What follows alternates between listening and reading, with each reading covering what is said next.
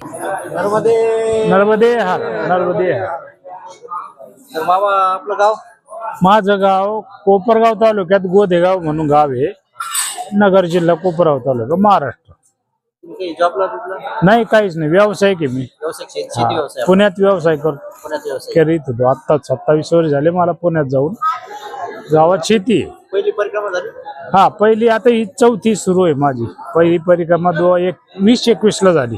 2020-21 corona नंतर 2021 ला परिक्रमा झाली.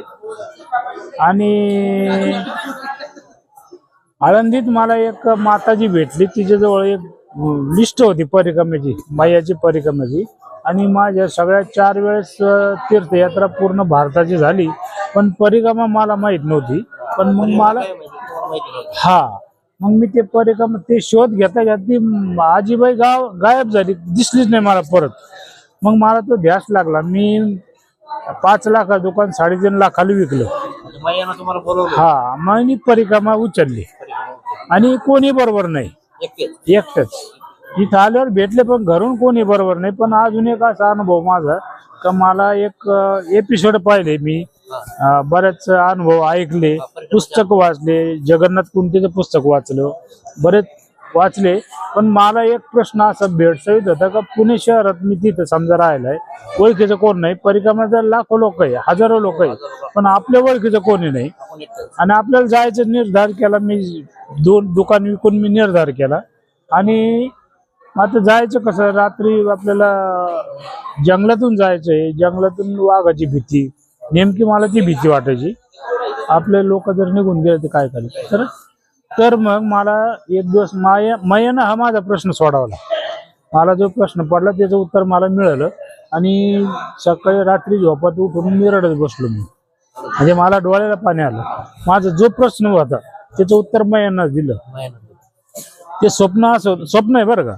स्वप्न असं होतं का मी एक परिक्रमाशी, अनोळखी परिक्रमाशी माझ्या बरोबर आम्ही दोघं परिक्रमा करतो. जंगलातून चाललो आणि आमच्या समोर एका जाळीतून वाघ आला आणि रानडुक्कर घेऊन गेला, खाली गळीत गेला. मी घाबरलो. मी पुढं थोड्या अंतरात चाललो होतो आणि वाघ कसे मागच्याला म्हणतो अरे वाघ वाघ वाघ. तर तो वाघाचा प्रश्न माझ्या डोक्यात होता.